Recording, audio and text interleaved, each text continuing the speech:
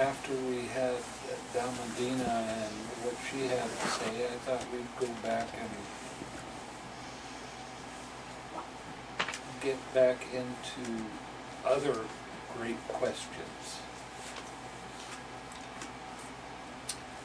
Thus have I heard on one occasion, the Blessed One was living in Sawati and Jeta's Grove, and at Bindika's Park. Then, when it was evening, the Venerable Mahakohita rose from meditation. He went to the Venerable Sariputta and exchanged greetings with him. When this courteous and amiable talk was finished, he sat down at one side and said to the Venerable Sariputta, "One who is unwise, one who is unwise is said, friend." With reference to what was this said? One who is unwise. One does not wisely understand. One does not wisely understand, friend. That is why it is said, one who is unwise. And what doesn't one wisely understand? One doesn't wisely understand this is suffering. One doesn't wisely understand this is the origin of suffering. One doesn't wisely understand this is the cessation of suffering. One does not wisely understand this is the way leading to the cessation of suffering. Now, when we're talking about wisdom or being wise, what are we talking about? Understanding how the origination. Understanding how dependent origination occurs. And it always occurs with the Four Noble Truths.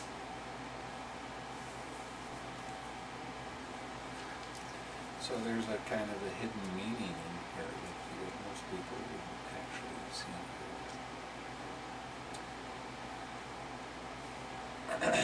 One does not wisely understand. One does not wisely understand, friend. That's why it was said, one who is unwise. Saying, good friend, Venerable Mahakohita delighted and rejoiced in the Venerable Sariputta's words. Then he asked him a further question.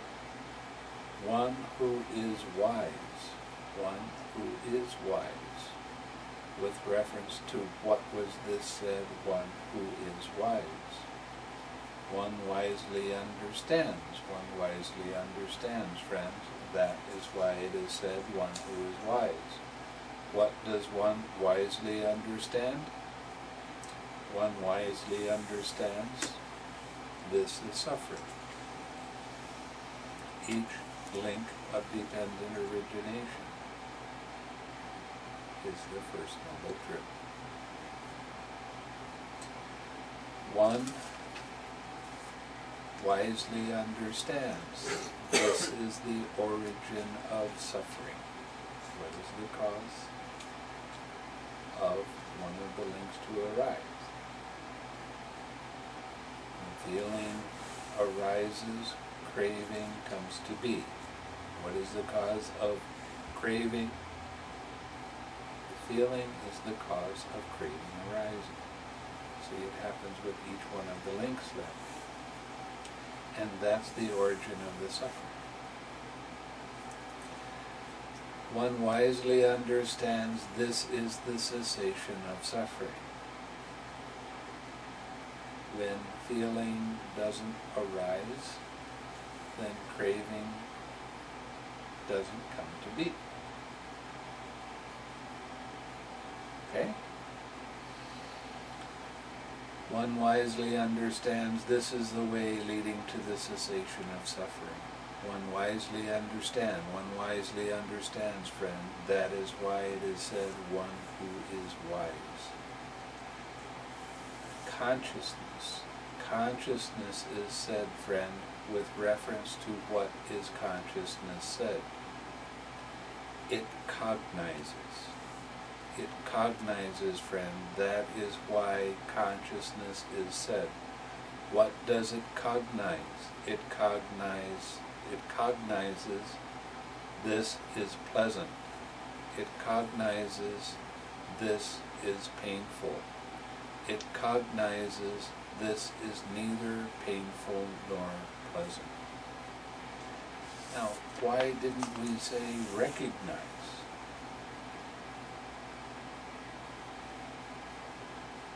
Because you're seeing the direct experience. Because of it being in the present moment. You don't recognize, you cognize.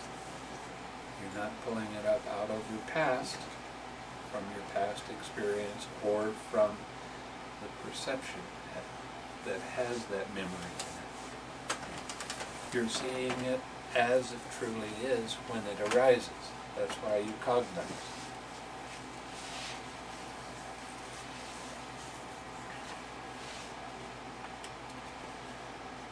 It cognizes, friend, it cognizes. That is why consciousness is said.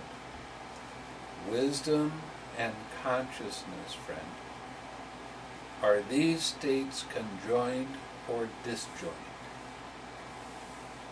And is it possible to separate each of these states from the other to describe the difference between them?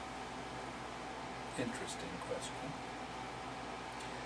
Wisdom and consciousness, friend, these states are conjoined, not disjoined.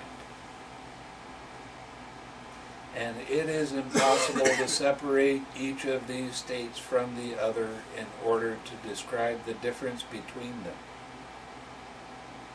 You want to hear that one again? Okay. Wisdom and consciousness, friend, these states are conjoined, not disjoined. And it is impossible to separate each of these states from the other in order to describe the difference between them. Hang on, you'll get it in a minute. For what one wisely understands, that one cognizes. And what one cognizes, that one wisely understands.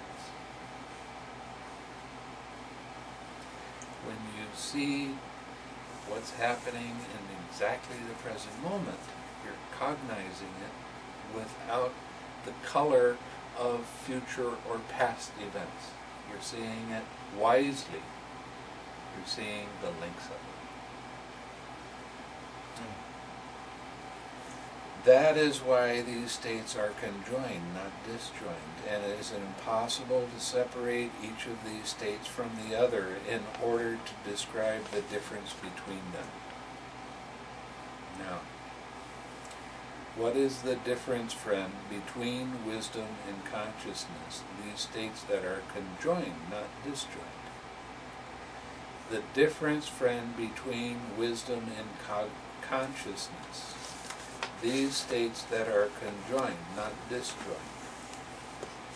This is, wisdom is to be developed, and consciousness is to be fully understood.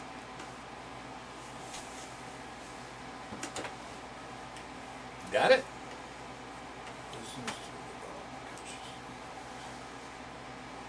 How do you develop your wisdom? By watching the links. By watching links arise and pass away. And you cognize them. You can't do one without the other. Got it? Feeling. Feeling is said, friend, with reference to what is feeling said. It feels. It feels, friend. That is why feeling is said. What does it feel? It feels pleasure. It feels pain. It feels neither pain nor pleasure.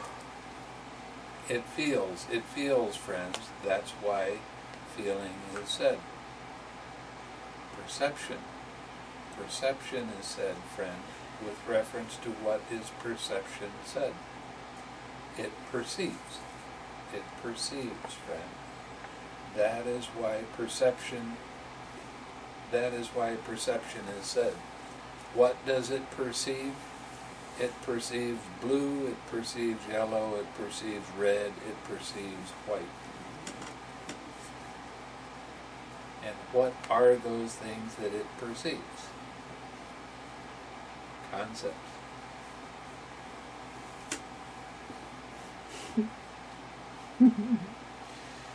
Perception is a part of the part of the mind that puts name on things. And mind always thinks in concepts. It can observe without concept if it stays exactly in the present moment. But anytime you get to a state where mind is perceiving color or form or ideas or stories, we are thinking in terms of concepts. And you say, what's a concept? You say, this is a chair. Where is the chair? Is it the arm? Is it the leg? Is it the back? Is it the cushion? Where is chair? Chair is a lot of little things put together to make up this concept. When you say blue, blue is made up of light and different colors, and there generally is form along with it, but not always. But it is a concept. And when you go down fine enough, there is no such a thing as this. And you start looking at atoms and that sort of thing. But there's a lot of little atoms that are together to make up this concept of blue, because that's the way I perceive it.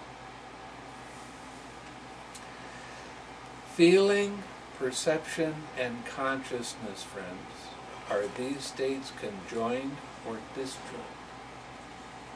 And is it possible to separate each of these states from the others in order to describe the difference between them? Interesting question, don't you think? What were they again? Feeling, perception, and consciousness.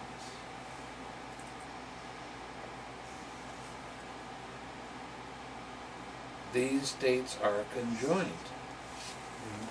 not disjoined, and it is impossible to separate each of these states from the other in order to describe the difference between them. Feeling, perception, and Consciousness. Descartes should have said, I feel, therefore I am. Yeah, but And the he Buddha wasn't said there Buddhist. is no I. What feels?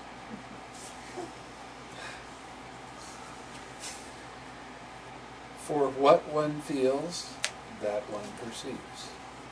And what one perceives, that one cognizes. That is why these states are conjoined, not disjoined. And it is impossible to separate each of these states from the others in order to describe the difference between them. So, consciousness is colored by perception? Yes.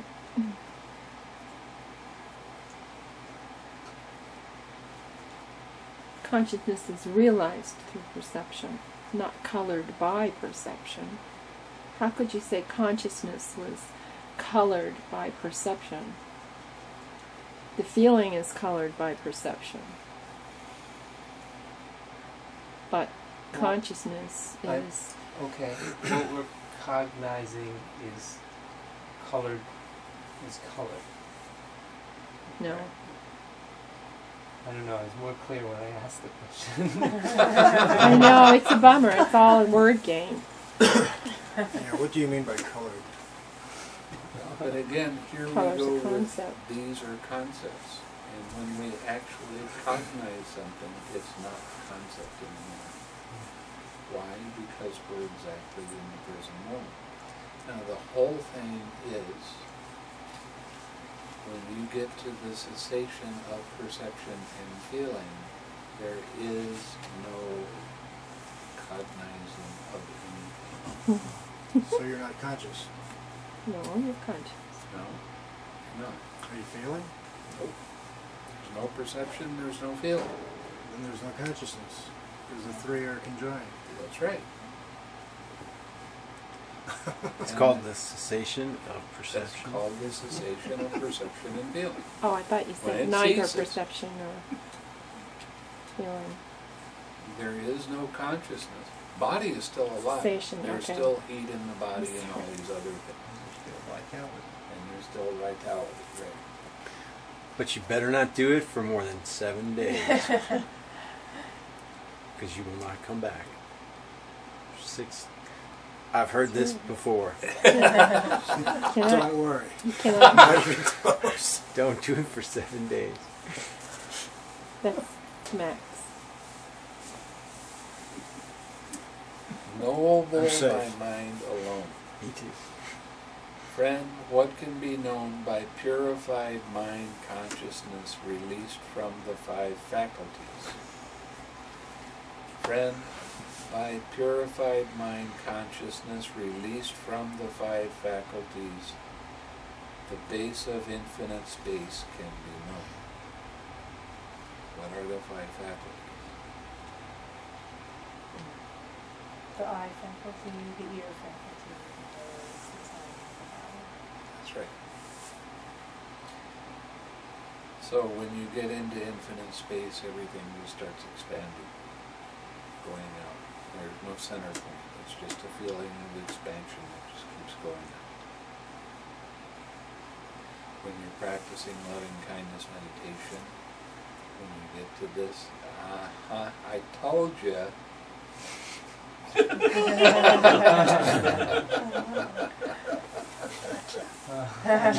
Gotcha. The feeling of loving kindness changes to the feeling of compassion. See? Okay.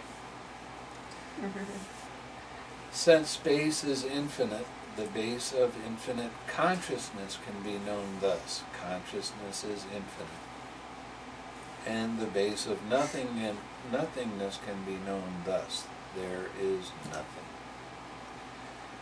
When you get to the feeling of infinite consciousness, this is when you see individual consciousnesses arise and pass away. Like the movie I was talking about that was going too slow and kind of flickered.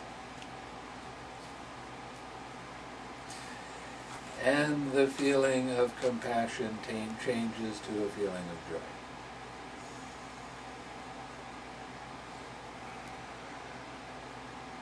This is very deep stuff.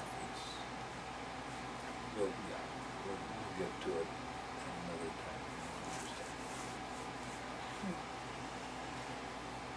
And when you go deeper, mind stops looking outside of itself. And you get into a state that's called nothingness. Your mind is not looking outside, mind is looking at factors that arise inside. The feeling of joy changes to a very strong, very nice feeling of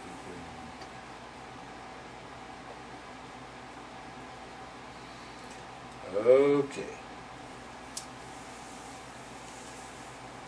Friend, with what does one understand the state that with what does one understand a state that can be known? Friend, one understands a state that can be known with the eye of wisdom. And what is the eye of wisdom? It is the part of the mind that cognizes without any craving or clinging.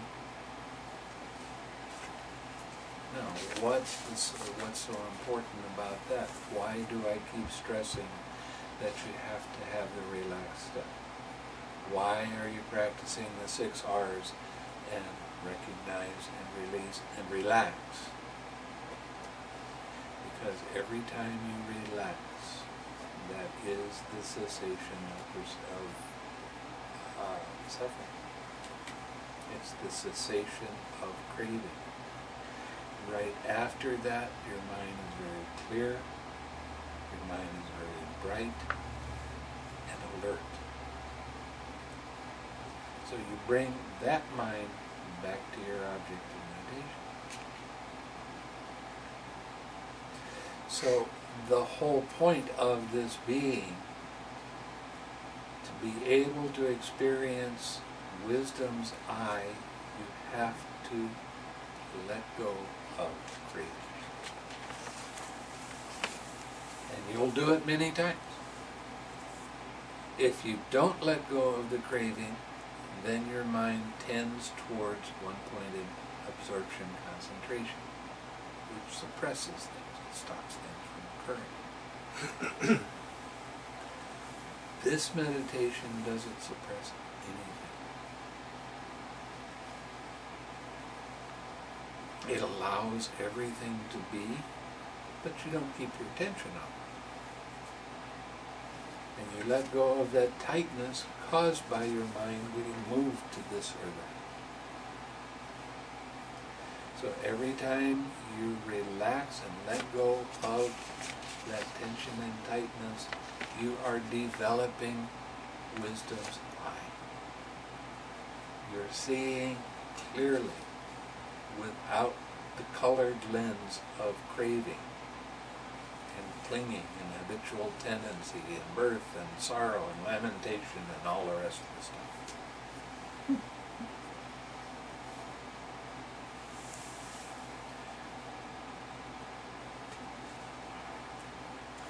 This is why this step is so incredibly important.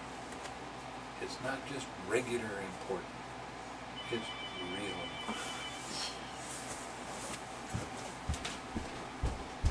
If you don't use that step of relaxing, then the suffering is not relieved. You won't experience a cessation of suffering. Because the cessation of suffering is actually the cessation of craving.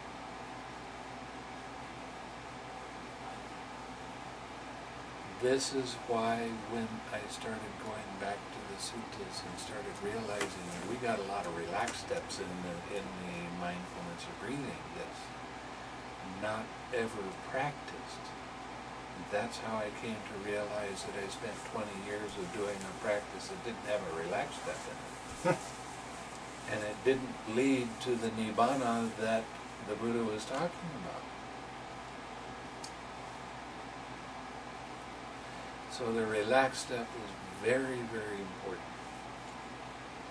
And that's why the 6 R's work so well. And did you say that the relaxation step is nothingness? Tantamount to nothing? No. That's what I thought I heard you say. It leads to the state of nothingness eventually. But when you first start out, it's teaching you how to develop wisdom's eye, so that you start seeing how the links arise in your mind, how a process works, instead of taking things personally. This is my thought, this is my idea, this is my opinion, this is my story. When you let go of craving, that doesn't arise. See, a feeling arises at one of the sense doors. With feeling as condition, craving arises. Craving always manifests as tension and tightness in your mind and in your body. Always. And that craving mind is the start of the false idea that this is me, this is mine, this is who I am. It is the I like it, I don't like it mind. And right after that, that's when the conceptual ideas start really building up. And that's where the story is, why I like this feeling, why I don't like this feeling. And that's where a lot of the pain starts to really manifest itself. But it is my suffering. No, it's not. Oh. It's only a feeling. It's a painful feeling, it's a pleasant feeling. So even suffering should not be personalized. No. No. The suffering only occurs when there's craving. In other words, you're not seeing with your wisdom's eye at that time. And the craving isn't I, it's sort of an overlay, a mechanism. It's the Attached. start of the I. It's the I like it, I don't like it mind when a painful feeling arises. If you can relax as soon as a feeling arises, no craving arises, then you don't have any of the conceptual ideas, you don't have any of the opinions, you don't have the story, you don't have the habitual tendency, you don't have the birth of action, you don't have the sorrow and lamentation and all the other stuff. Okay, so you're not having cognitions, you're not having feelings, and you're also not having consciousness then, ultimately. You are seeing, you are cognizing, you are perceiving with a mind that has no craving. Okay, that's what wisdom's eye is all about. It's not clouded by the craving or the idea that I am that. What you begin to see over a period of time is that this is a process and it works exactly the same way for everyone. Okay, but we release all thoughts, whether they're related to Yes, craving of or course. not. Right, of course. And how do you release it? By not keeping your attention on it. Right. By allowing the thoughts to be there, but not trying to force them away, just not keeping your attention on it. You allow the thoughts to be and you relax, because those thoughts cause that craving to arise.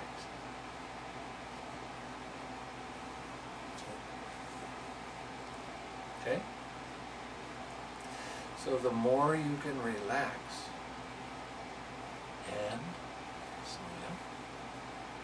and come back to your object of meditation and stay with your object of meditation, the more pure mind becomes. And that's why you go deeper into your meditation. That's how you come deeper into the meditation. And it's very important to realize that when hindrances arise, they are showing you where your attachment is. And what is your attachment? Your belief that these concepts and ideas and opinions and stories are all mine personal. Now you get caught up in thinking in concepts instead of seeing the reality of the individual steps of the dependent origination.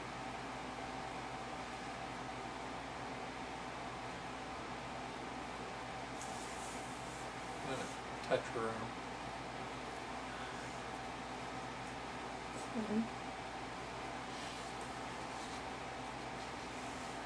This doesn't happen overnight. It's not an easy thing to see. It's more easy to get caught up in our own drama, in our own opinion, and our own ideas. But you were talking one time about having a restless leg syndrome. What is that? Now, let's take a look at what this is. A feeling There's a medication for that. I saw the TV commercial. There is a feeling arises, and there is an I don't like that arises right with it. Mm.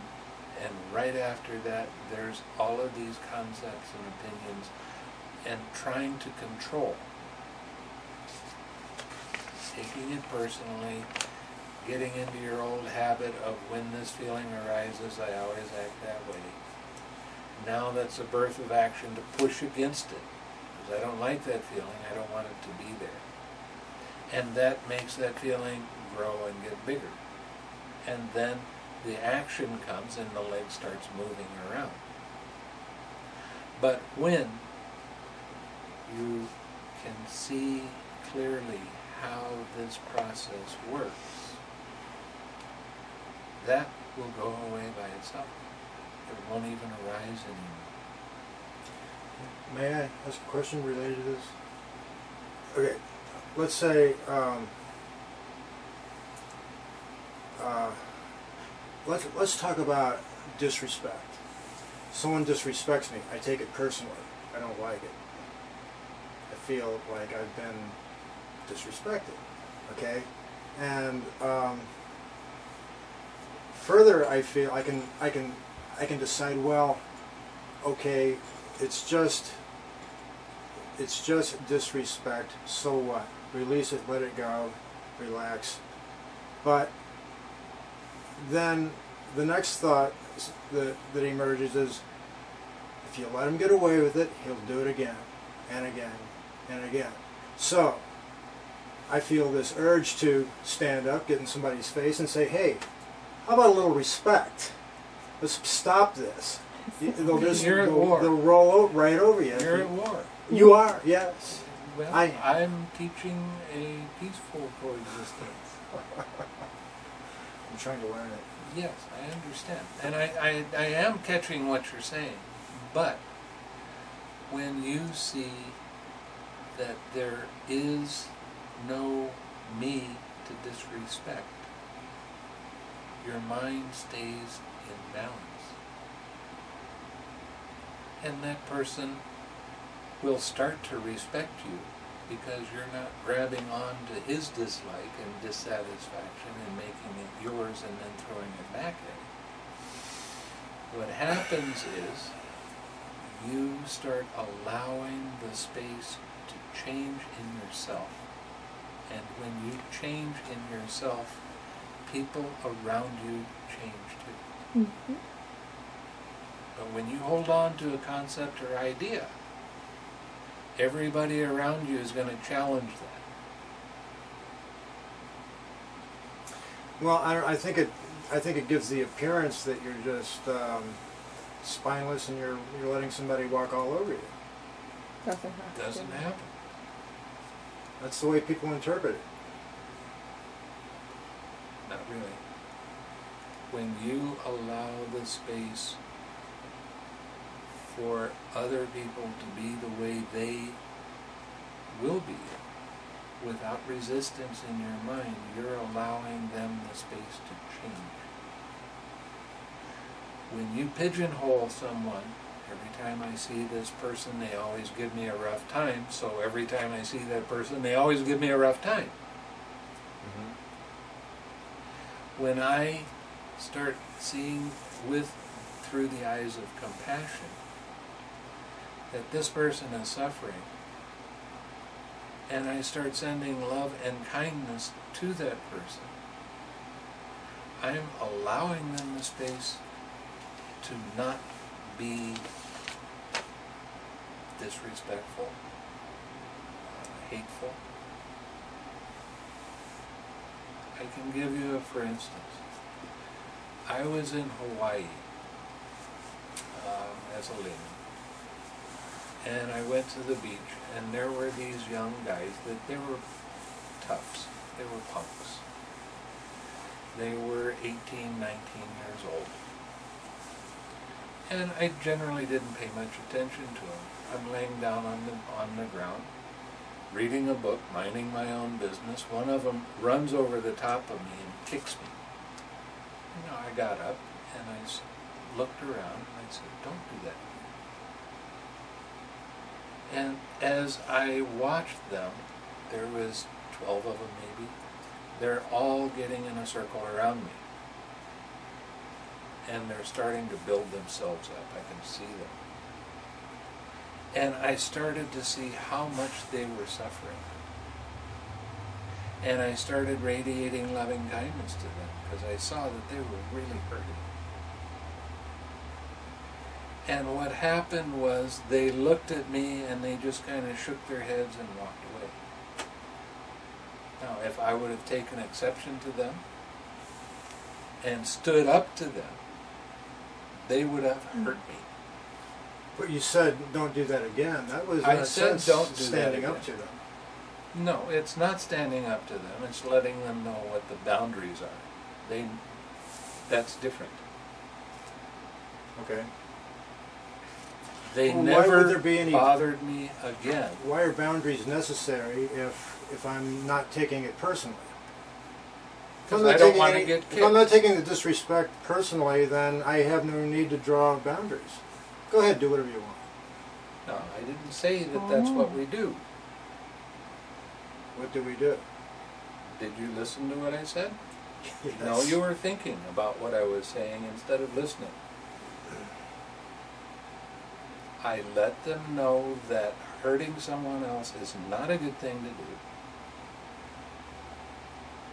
and not to do that again. I saw their pain and I started loving them because that's what they needed at that moment. And they didn't cause any more pain. They walked away. Loving kindness doesn't make you stupid. It doesn't make you a pushover for somebody else. Doesn't make you a doormat. You're not a doormat for somebody else, but you are a compassionate person. Seeing another person's pain, allowing them the space to have their own pain, but loving them unconditionally is what compassion is. Oh, okay, but if somebody hurts me, then I'm experiencing it as my pain. And It's to see it just a through feeling. wisdom eye, we dismiss that. No, it's not my pain, it's just pain. It is pain. That's all it is. It's just a painful feeling. What you do with what arises in the present moment dictates what happens in the future. Mm-hmm. If you resist the present moment, if you fight with the present moment, if you try to make the present moment be the way you want it to be, you can look forward to suffering in the future. That's karma. That's the way it works.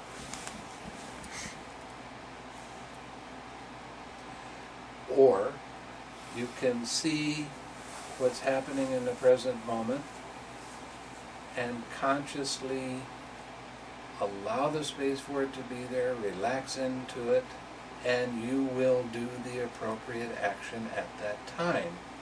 And the appropriate action at that time was loving them because they were causing themselves so much pain. That gave them the space to change. Standing up and getting in somebody else's face doesn't leave any space for change. It leaves space for anger, dissatisfaction, dislike, all kinds of unwholesome states. So what I did was I took an unwholesome situation and I turned it into a wholesome situation, and that wholesome situation meant that I didn't have any more pain with them or from them. And they never bothered me again. They never even, I saw them around, and they were still in their same groups, and they could have come over and hassled me, but they didn't want to, because I would have done the same thing again, sent them love and kindness.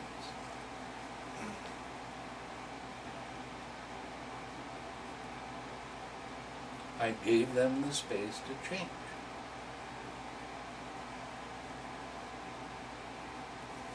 Anyway, let's get back to our sutta here.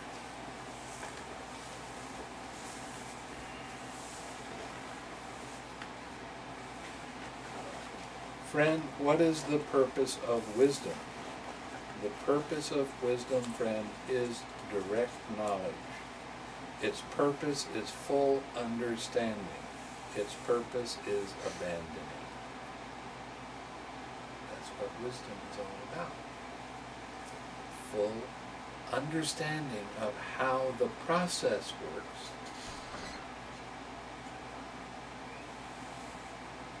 Right? Seeing it directly.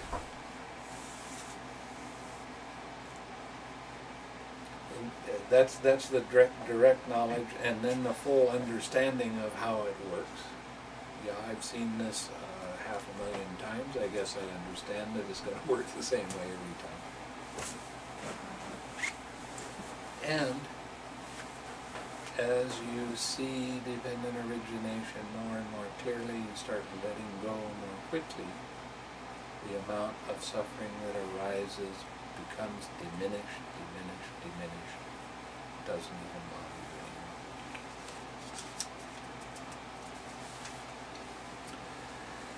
Friend, how many conditions are there for the arising of right view?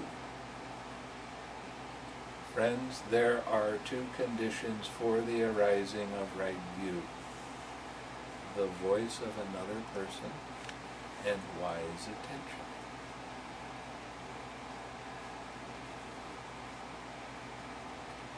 These are the 2 conditions for the arising of right view. So you have to hear it from somebody else. That's why the Buddha was so brilliant. He didn't have to. He figured it out by himself.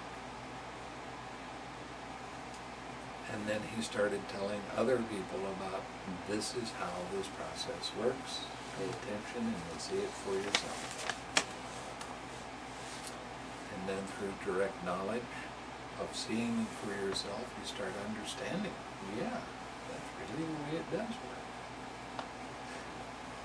And you start abandoning your old ways of thinking and your old ways of being.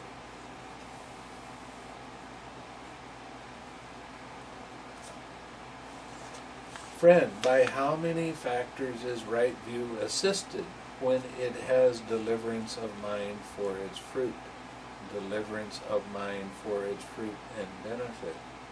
When it has deliverance by wisdom for its fruit, and deliverance by wisdom for its fruit and benefit. The fruit that he's talking about here is actually path, and the benefit is the fruit. That's Magga Phala, path and fruition.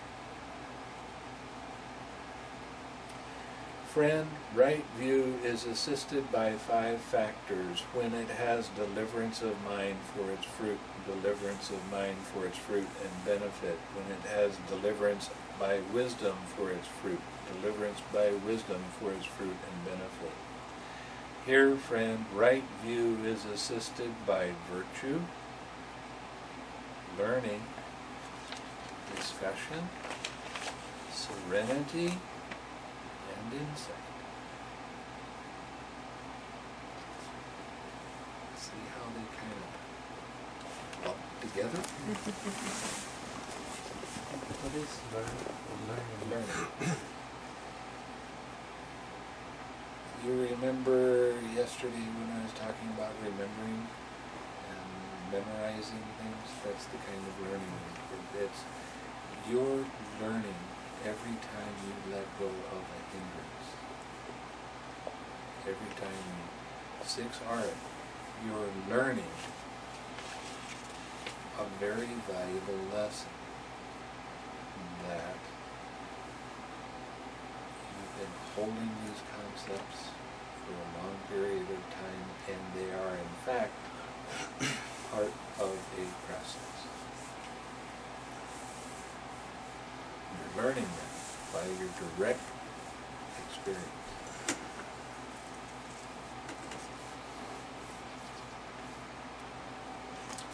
Friend, how many kinds of being are there? There are these three kinds of being, friend: sense sphere being, fine material being, and immaterial being. Friend, how is renewal of being in the future generated? Renewal of being in the future is generated through the delighting in this and that on the part of beings who are hindered by ignorance and fettered by craving.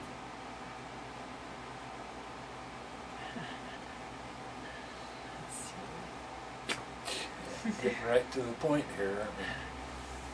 What was it? Hindered, fettered by ignorance, or It's hindered by Hindered by ignorance and fettered by craving. Craving is always the cause of the suffering, always. And it always manifests as tension and tightness in your mind and in your body.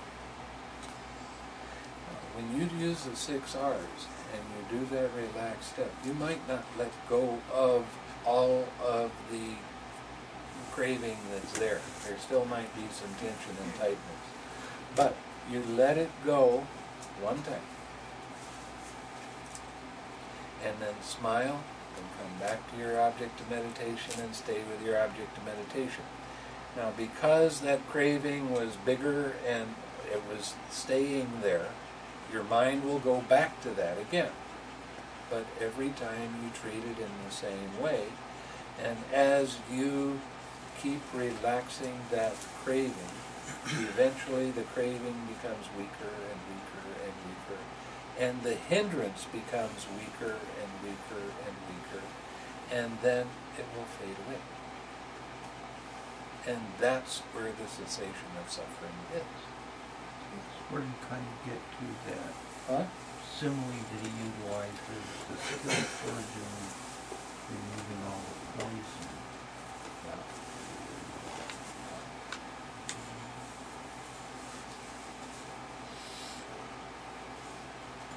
Okay, friend, what is the first jhana?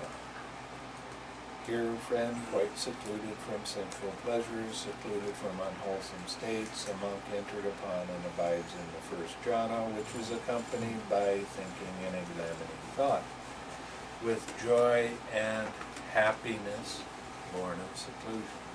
Catch that? Happiness. This is called the first jhana. Friend, how many factors does the first jhana have? The first jhana has 5 factors. Here, when a monk has entered upon the first jhana, there occurred thinking thought, examining thought, joy, happiness, and unification of mind. That is how the first jhana has 5 factors. Friend, how many factors are abandoned in the first jhana, and how many factors are possessed?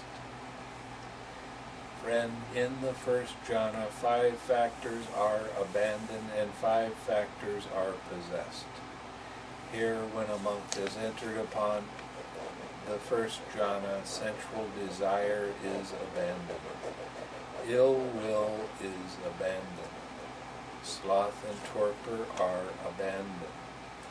Restlessness and anxiety are abandoned. Doubt is abandoned. And there occur thinking thought, examining thought, joy, happiness, and unification of mind. That is how the first jhana, how in the first jhana 5 factors are abandoned and 5 factors are possessed. Now, isn't that interesting?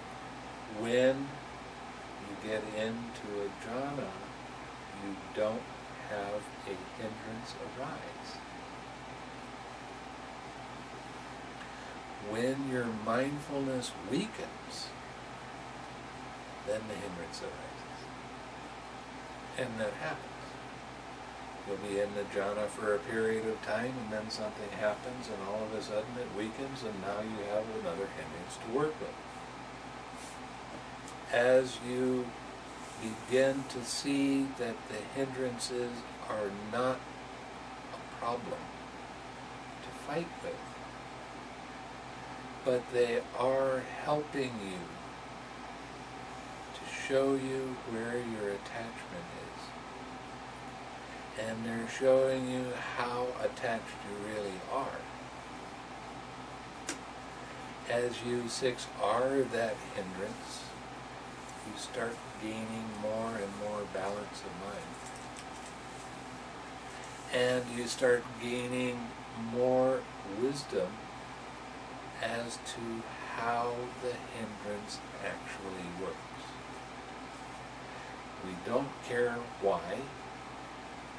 We want to know how. Why doesn't matter at all. That's for the psychologist.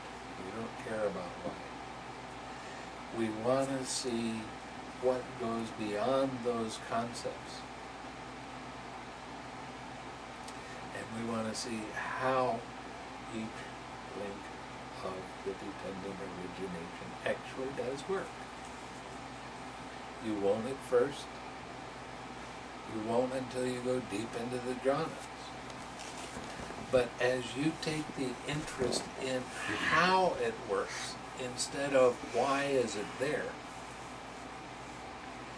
you start seeing that when you let go of this and you relax and smile and come back to your object of meditation and you bounce back and forth, you become more and more familiar with how this process actually does work.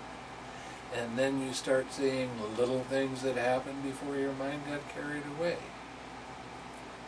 So the next time your mind gets caught by that hindrance, you relax right then, instead of letting your mind get caught and then thrown into chaos.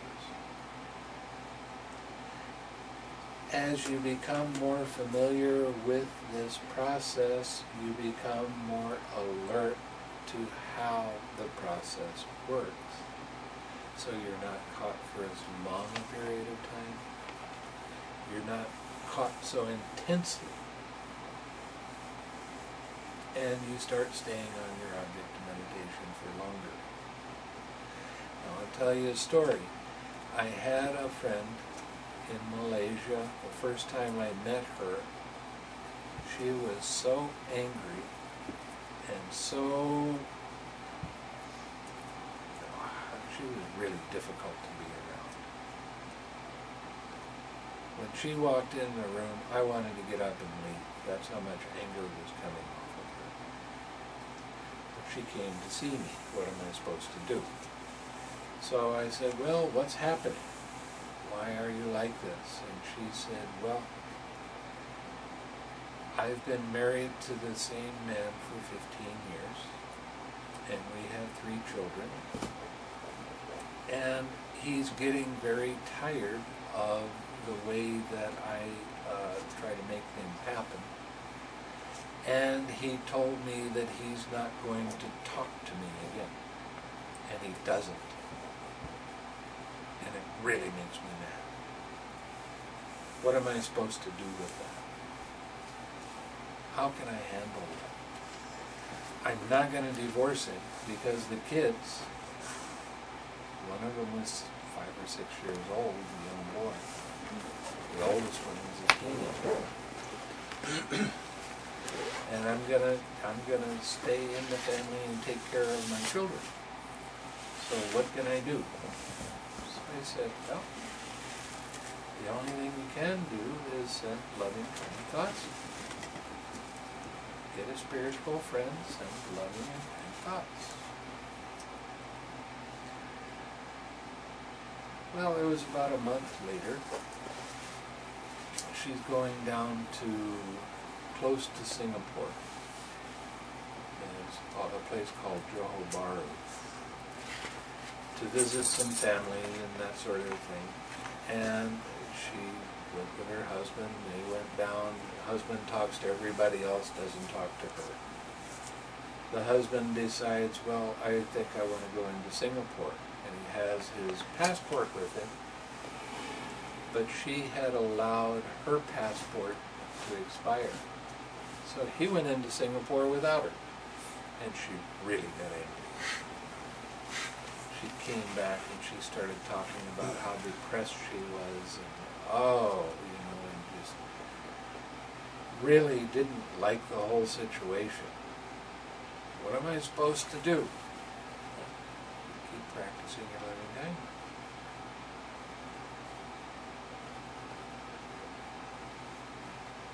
She could only practice about 25 minutes a day. And she had to get up a half an hour early to do that.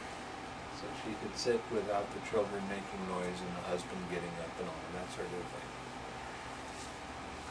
she went from having something that her husband did or said and getting angry and staying angry and depressed for 2 weeks.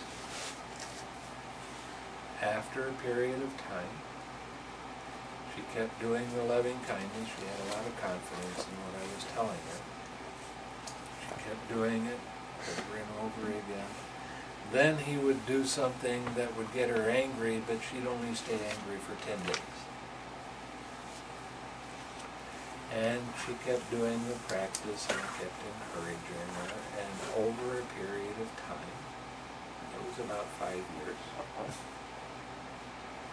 she went from always getting angry because of the things that her husband was doing to watching how her mind worked. And he would do something like, they would be in the car together and she had to stop at a store, and she said, "I will be out in 5 minutes, wait." And as soon as she walked in the door, he left. Now she comes out and she had a brief moment of anger, and then she looked up in the sky and said, "Well, nice day for a walk," so she walked home. No biggie. So she went from being super angry and super depressed, and because she never had more than 25 minutes a day, it took a long time for this personality development to change. But as it changed, she became much nicer to be around, and she always had a beautiful thing to say to other people. She was really great. And people that would have a problem would come to her and say, "You know, I've got this problem." And she always knew how to solve the problem. She turned out to be a brilliant person, absolutely brilliant. Her husband didn't change. He was still doing the same nasty things he'd been doing for 4 years before. But her perspective changed as she started seeing how much pain she caused herself. She started letting it go, little by little. Now, if she would have had time to come and take a couple-week retreat with me, if she would have had time to sit for an hour, hour and a half, it wouldn't have taken so long. But she went from being angry and staying angry for a couple of weeks, and sometimes as long as a month, to having just a flash of anger arise and taking a look at that and saying, "Oh, I'm causing myself pain again," and let it go. She developed a very uplifted mind. And she affected her children in a very positive way because of that. When she first started, kids didn't much like being around her because she was always grumpy. She was always angry about something. She was always complaining about something. But she changed her habitual tendency. She changed her perspective of the world around her. And she became a blessing for other people. So the whole thing with the hindrances is, the bigger the hindrance is, the better it is. Although you don't think so while you got it. You think, "Oh man, this thing is going to kill me. I can't stand it. I don't want it. I want to stop. I want to run away from it." But as you practice the 6 R's with it, as you start learning how the process works, then you'll get caught for a less period of time, whatever that period of time is. I mean, for some people, it can be a month. For some people, it can be 2 weeks. For some people, it's a week. It doesn't really matter. But as you become more familiar with how the process works, and you start seeing the little things that are the little flag posts, and you start letting go when that flag post pops up, you don't stay as angry, as depressed, as frightened, as sad, as whatever the catch of the day is, as you did before. Now this is a gradual process. It's not an instant gonna work right now, because how long have we developed the habit of always doing that and causing ourselves pain and suffering? And to be quite honest, we're kind of comfortable with it. We kind of like it. Although we don't ever tell anybody else we like it. But because it's so familiar, it's easy to keep it going. Well, if I don't get into it, then that means I'm going to change. What am I going to change to?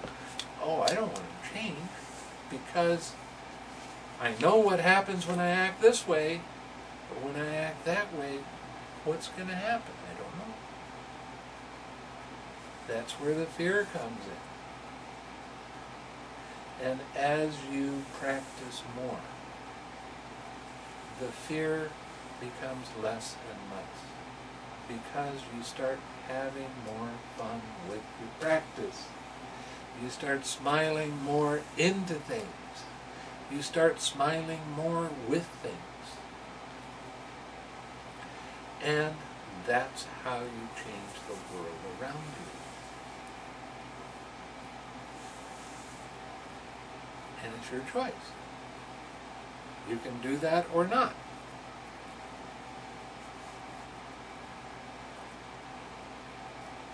To me, it's more fun to change than anything now. When I first started out, oh no. No. We ain't going to change nothing. But as you start to learn how to look at things as part of a process instead of the concept of I am that, little by little, the amount of pain we cause ourselves becomes less and less. Really works that way.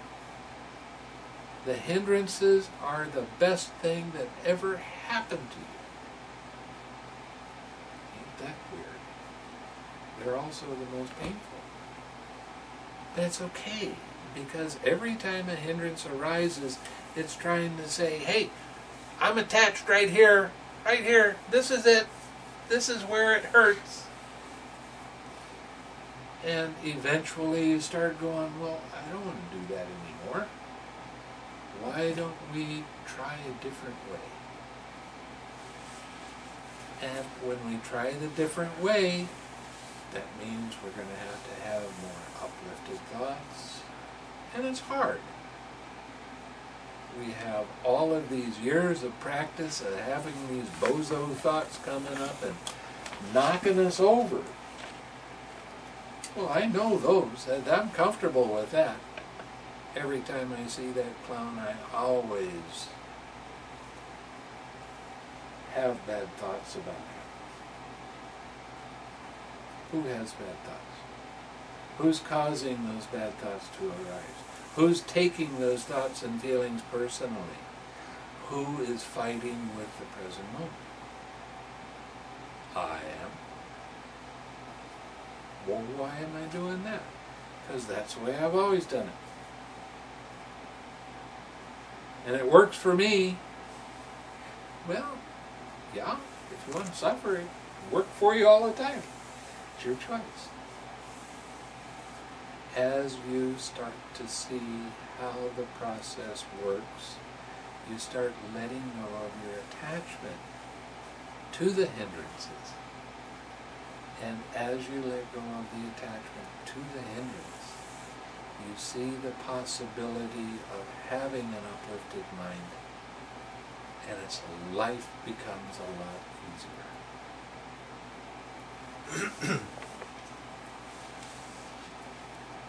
That's really the way it works.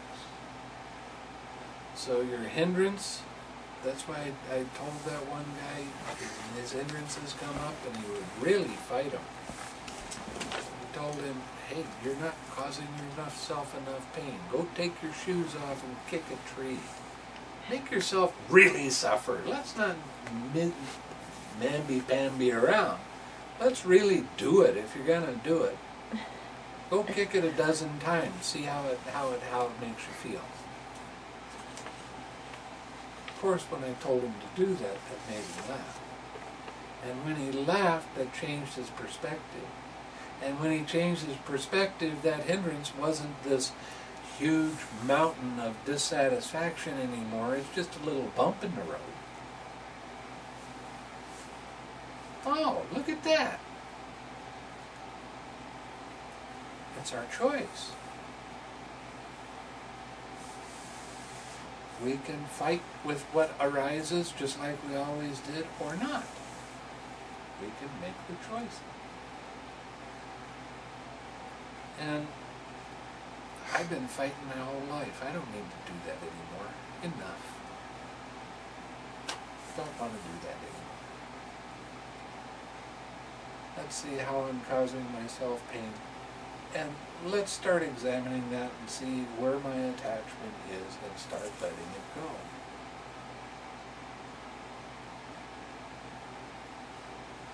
Use your divine eye. Use your wisdom's eye. Let go of that craving. Let those feelings be there. Well, but they're painful. So? They're painful. Remember a while back I was talking about a lady that her child got eaten by a shark? She had to go in and see that child and identify it. She had a lot of pain. She allowed the pain to rip her apart. She saw that was what was happening right then. There's a lot of tears, there's a lot of sadness, yes, and it's okay for that sadness to be there. It has to be okay because it was there. And it was there in spades.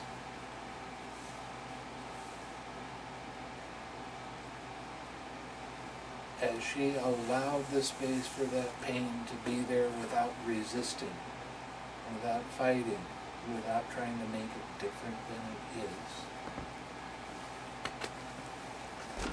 And she would relax into that. Pretty soon the concept of the pain disappeared. What is pain? Huh? It's a concept, isn't it? It's a lot of stuff mixed together to make up this idea of pain. But when we think in concepts, we're always identifying with it. This is me, this is mine, this is who I am. Instead of seeing, oh, this is a process, isn't that interesting, how this works.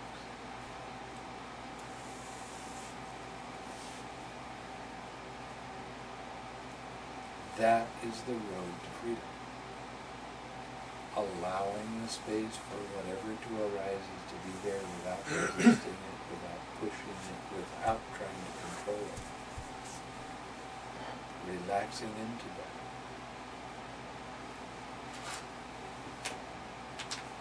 And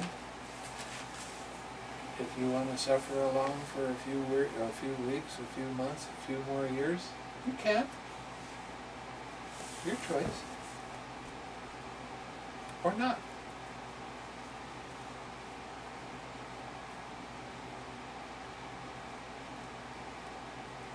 Okay, so I'm going to stop now because this is getting long and I'm going to talk.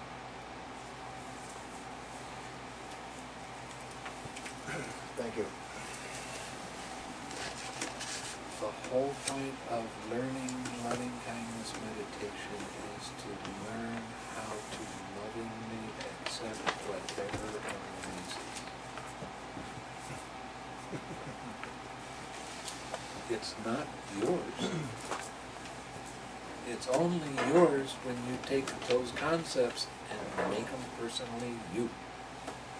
They're not you. They're only thoughts, they're only feelings. Right? As you stop getting involved with the thoughts and the feelings and try to control the feelings with the thoughts,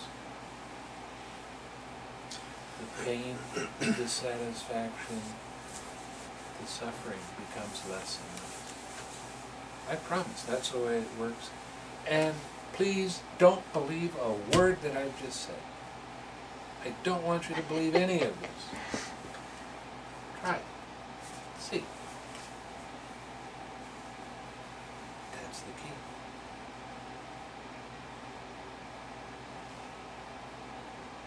Okay, anybody have any questions? Comments, statements? Yeah. How? What? I asked about habitual tendency once earlier, and Yeah. maybe you could explain it again. I could understand. When I have a feeling, when somebody says something that I don't like, I always act with dissatisfaction. That's your habitual tendency. That has the craving and clinging and the same kind of behavior. And that definitely leads to suffering and sorrow and lamentation and pain and grief. And despair. So how do you stop that? When a painful feeling arises, you relax into the feeling. Allow that painful feeling to be there, just like the mother that her husband or her daughter was killed. She had to allow that feeling, even though it was intense, to be there without trying to think the feeling away. Okay, we got 5 aggregates. You got physical body, you have feeling, you have perception, you have thoughts, you have consciousness. When a feeling arises, our habit, where we got this habit, God knows, is always to try to think the feeling away. We're always trying to control the feeling with the thoughts. But when you read the instructions in the meditation, I start talking about physical feeling. It doesn't matter whether it's physical or emotional. The more you try to think a feeling away, the bigger and more intense the feeling becomes. So the first thing we have to do is recognize the thoughts and let them be and relax. Now you see that tight mental fist around that feeling. And that's aversion. We don't like having painful feelings arise. That's the truth. Pain, by its nature, has aversion in it. The truth is, when a pain arises, it's there, and as we allow the space for that pain to be there, even though it really hurts, and we relax into that and come back to our loving kindness, then that pain turns into just a sensation. It's only this, that's okay for it to be. It has to be okay, because that's the truth. And stub your toe and then tell your toe, you can't be painful now. Right? The pain is going to be there whether you want it there or not. You can put your anger in that pain, make that pain really hurt, or not. You can put loving kindness into that and see what happens. It's our choice. Every time any kind of physical sensation arises, you cut your finger while you're chopping vegetables, you bang yourself here, you bump into there. If you start putting, or you burn yourself, that's another good one. If you put your loving kindness into that feeling, you'll see how fast it really does heal. Or don't put any loving kindness in it and dislike it and watch how long it takes to heal. I've had burns that they started to blister messing around with wood-burning stoves. That happens occasionally. And I start putting loving kindness in, and by the next day it's just a little red spot. And it doesn't even hurt anymore. Or when I don't do that and I put my anger in it, how it really does fester up and it has a chance of getting infected. And it'll last for at least a week, sometimes 2. And what's the difference? The burn is still the burn. It's the perspective that you give yourself. You put love into the painful things, and those painful things lose their energy and lose their pain. So the more you can love whatever arises in your mind and your body and relax into that, the easier life becomes.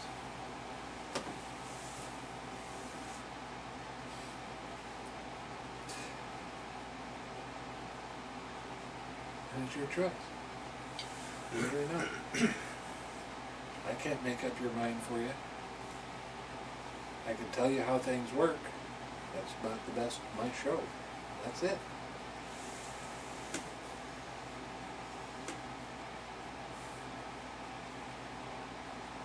But you got to do it yourself. You have to make up your mind. Yes, I'm going to do this. I'm really going to try. And see if what the Buddha said is right or not.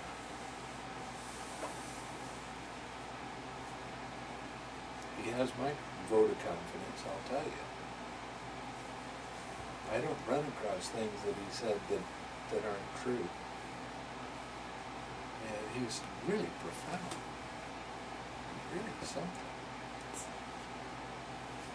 Consistent. Huh? Consistent. Consistent. Beyond belief. Once you figure out the Bhante code.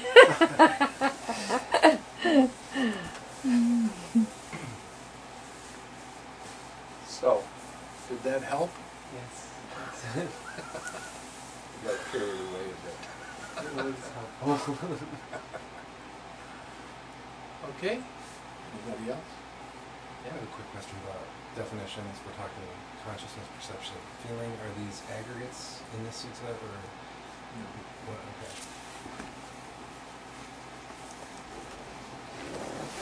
Feeling, perception, consciousness. Too tight. So they're just Oh, other geez. uses of those words to describe what I'm Yeah. And what happens later in Okay. the sutta is they start talking about the cessation of perception. David's and going to feeling. have a thrill with that. Now, I've had Wait. one meditation teacher. She's been teaching meditation since the mid-60s. And I was giving a Dhamma talk on the cessation of perception and feeling and what happens, and she always contended. She always said, there is a consciousness there. And I kept saying, no, there's not.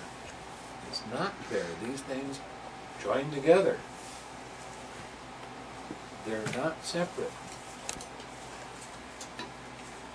And when you have the cessation of perception and feeling, there is no consciousness there. It's like somebody turned out the lights. That's it.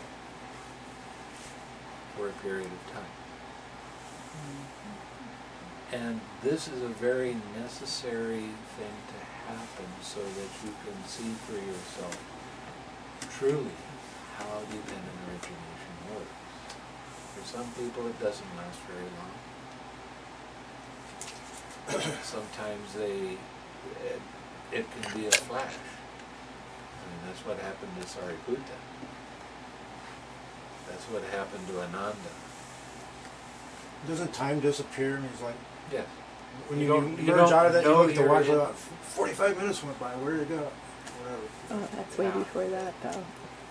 You don't know you're in that state till you get out and start reflecting on what happened in that state.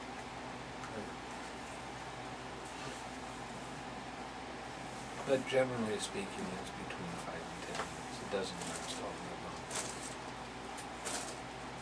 But it's such a profound experience that when you come out and see all of the dependent origination and how it works, it's like, whew, boy, that's something.